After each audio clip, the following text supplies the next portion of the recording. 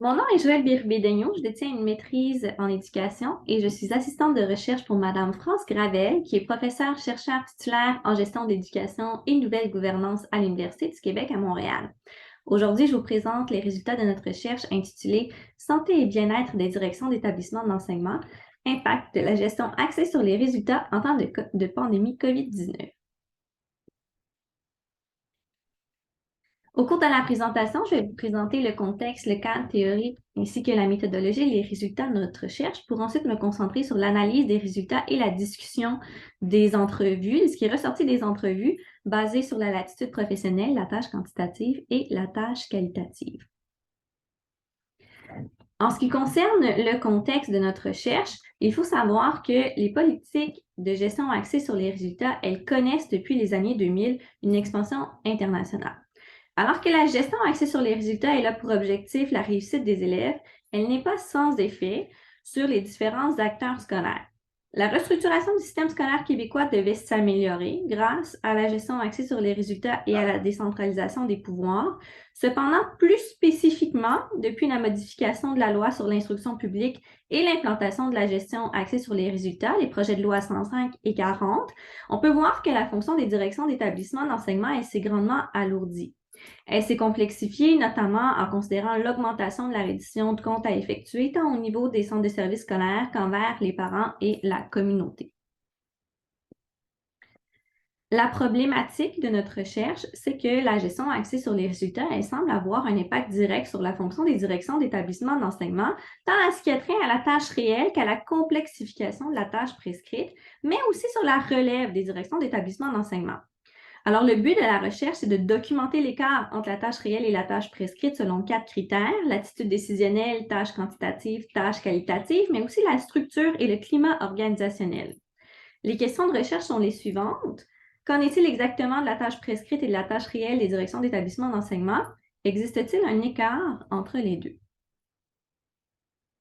Alors, pour le cadre théorique, on s'est intéressé à la tâche prescrite, la tâche réelle, ainsi que la gestion axée sur les résultats.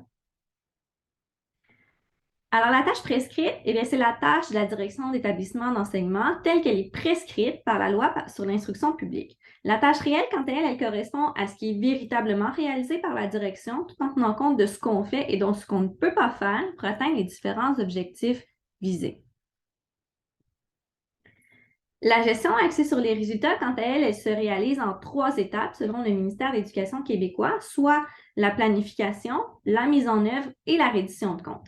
Ensuite, ces 3 étapes-là sont matérialisées dans le plan d'action vers la réussite et le projet éducatif de chacun des établissements d'enseignement.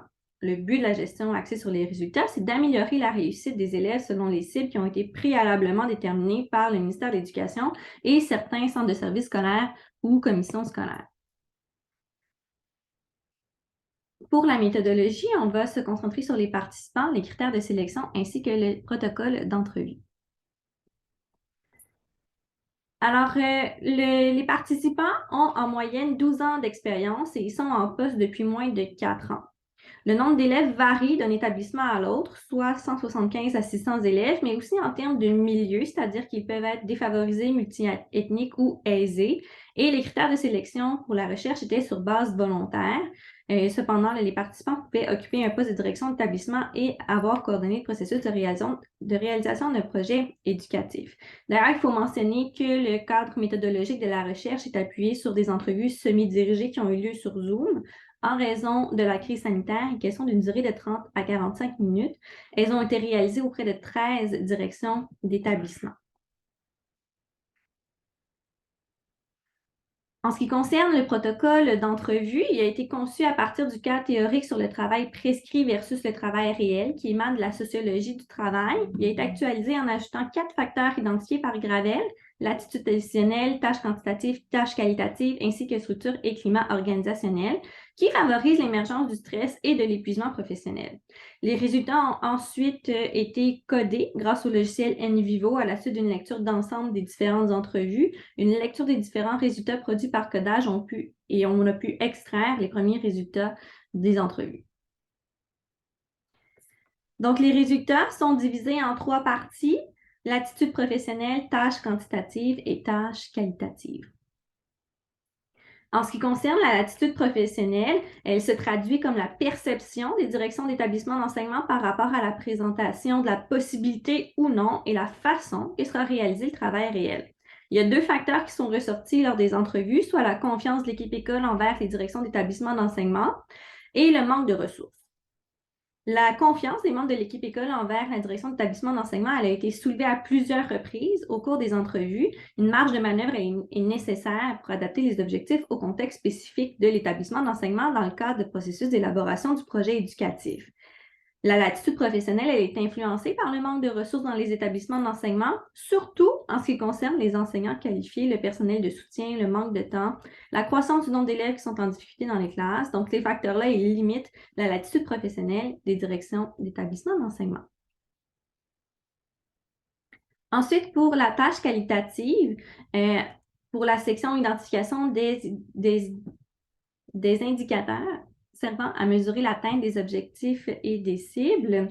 À la suite des entrevues, il est possible de percevoir une confusion entre les concepts d'indicateurs, d'objectifs et de cibles. Souvent, quand la discussion elle est orientée vers les indicateurs, les réponses sont plutôt orientées sur des objectifs, alors qu'un indicateur, c'est un outil d'évaluation. Il semble aussi y avoir un manque de données mesurables qui permettrait de faire un suivi par rapport aux objectifs et aux cibles identifiés en priorité par les membres de l'équipe école. Et ce manque de données semble être le résultat de difficultés à les extraire, mais aussi à les comparer. Et les entrevues permettent de démontrer l'importance de la démarche itérative pour les participants, notamment pour revoir les éléments identifiés en cours d'année. En ce qui concerne la consultation des élèves, des parents, de l'équipe école et de la communauté, ces consultations, elles sont prescrites par la loi sur l'instruction publique. Cependant, très peu de participants l'ont nommé. Bien qu'il puisse s'agir d'un oubli, on considère quand même important de souligner que la communauté semble être la plus oubliée dans la description des méthodes de consultation. Ces dernières, elles sont d'ailleurs variées, questionnaires, entretiens focalisés, discussions en classe dans les corridors, reportages. Alors cela, ça permet de recueillir les impressions et les opinions. Évidemment, certains intervenants ne souhaitent pas être consultés, mais veulent être mieux outillés pour aider les élèves à réussir et à s'intégrer dans le milieu. En ce qui concerne la reddition de comptes, selon la loi sur l'instruction publique, elle est obligatoire, mais elle est très peu nommée lors des entrevues. Reddition de compte, alors les directions d'établissement d'enseignement, elles ont des procédures qui peuvent varier d'un centre de service scolaire ou d'une commission scolaire à l'autre, par exemple à travers des rapports annuels, les rencontres de suivi qui ne sont pas présentées de la même façon. La reddition de compte, elle est souvent perçue de manière négative par les enseignants. Alors, il faut faire attention au choix des mots utilisés quand il est question des résultats des élèves. Les enseignants, ils se sentent parfois jugés, ce qui rend la tâche délicate pour la direction. De plus, la reddition de compte, elle n'est pas la même avec les rencontres du conseil d'établissement. Les rapports officiels sont présentés aux membres du conseil d'établissement lors des réunions qui vont tenir compte de la prescription des articles de la loi sur l'instruction publique. Alors, pour les stratégies en cas de désaccord avec le conseil d'établissement et le centre de service scolaire, de manière générale, les relations entre le conseil d'établissement et les centres de service scolaire sont plutôt positives. Des stratégies sont partagées, la critique elle est bien acceptée, on retourne consulter, on se retire de la décision.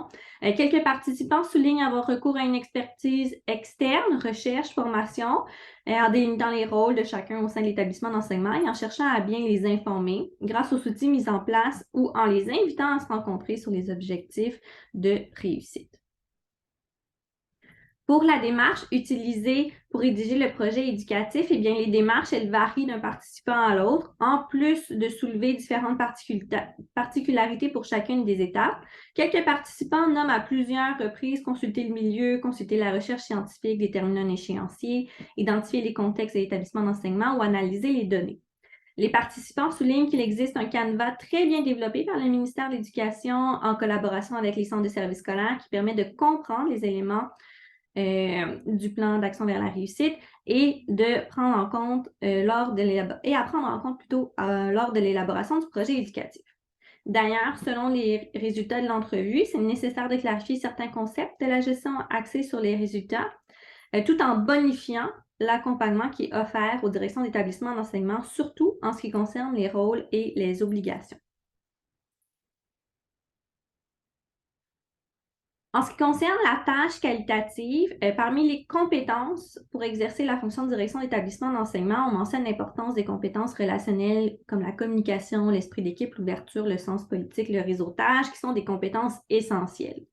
La rigueur, la cohérence, la transparence, l'organisation de travail sont aussi des compétences nommées par les participants et semblent importantes pour compléter le savoir-être des directions d'établissement d'enseignement. La compréhension des principaux articles de la loi sur l'instruction publique en lien avec la gestion axée sur les résultats permet de faciliter le travail des directions. Il s'agit d'un bon point de départ, étant donné que le cadre légal délimité pour les pouvoirs et les tâches à effectuer rassure les directions d'établissement d'enseignement en début de carrière, ainsi que lors de la gestion d'une situation difficile. Même si le cadre de la loi sur l'instruction publique, il est rassurant, les participants nomment qu'elle n'offre pas assez de flexibilité. Le cadre légal peut s'appuyer sur un milieu sans que ce soit possible de transférer dans un autre, alors que les participants avancent plusieurs recommandations par rapport à la structure de communication avec le ministère de l'Éducation et les directions d'établissement d'enseignement, lequel serait à revoir pour faciliter le travail.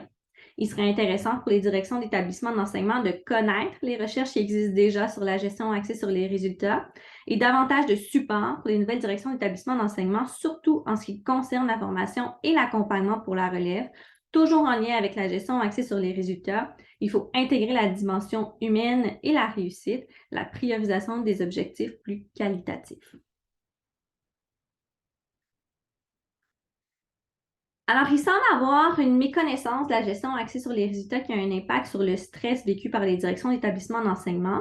La gestion axée sur les résultats, elle témoigne de la réussite des élèves et elle rend compte des différents résultats des établissements scolaires. Cependant, il y a un sentiment de surveillance de la part de l'équipe école et c'est pourquoi, selon certains participants, la gestion axée sur les résultats est un vecteur qui s'inscrit dans une logique de performance et dans une obligation des résultats, notamment parce qu'il y a un certain manque de connaissances au niveau des concepts de la gestion axée sur les résultats. C'est d'ailleurs la raison pour laquelle il serait important d'améliorer la structure de communication pour alléger la tâche des directions d'établissement d'enseignement. La gestion du temps est complexifiée lorsque les documents utilisés par les directions d'établissement ne sont pas toujours connus. Il est complexe d'utiliser les outils de gestion qui sont mis à la disposition des directions d'établissement d'enseignement. L'accès aux outils de gestion sont plus conviviaux. L'amélioration de la communication serait des moyens efficaces pour favoriser l'atteinte des objectifs mesurables et assurer un suivi. En conclusion, il faut identifier l'endroit où on se situe dans le système scolaire, identifier le niveau où on se situe pour progresser dans le système. Évidemment, la crise sanitaire, elle a grandement diminué l'envergure de la recherche. Le nombre de participants a diminué de 50 à 13. La crise sanitaire a monopolisé l'attention des directions d'établissement d'enseignement. Alors, cette recherche est là pour but d'offrir des pistes de solutions, des indications, mais elle n'est pas un portrait de l'ensemble de la fonction des directions d'établissement d'enseignement en lien avec l'application de la gestion axée sur les résultats. La gestion axée sur les résultats elle complexifie la tâche des directions d'établissement d'enseignement, comme l'obligation de résultats, la reddition de comptes qui sont imposées aux directions d'établissement d'enseignement. L'imputabilité de la fonction, elle est grandement affectée. De plus, une structure de communication claire entre le ministère de l'Éducation et les directions d'établissement semble être un besoin. Comme les directions d'établissement d'enseignement ne se sentent pas adéquatement consultées lorsqu'il est question d'un changement à venir dans le système éducatif québécois, la création de cette structure communicationnelle, elle est nécessaire et elle permettrait aux directions d'établissement d'enseignement de prendre connaissance des documents et d'outils produits par le ministère de l'Éducation pour aider les gestionnaires dans leurs fonctions.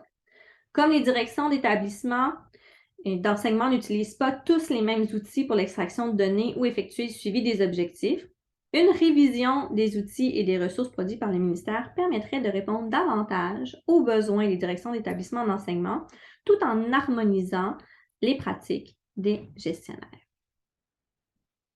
Alors voici quelques références à titre indicatif qui ont été utilisées pour cette recherche.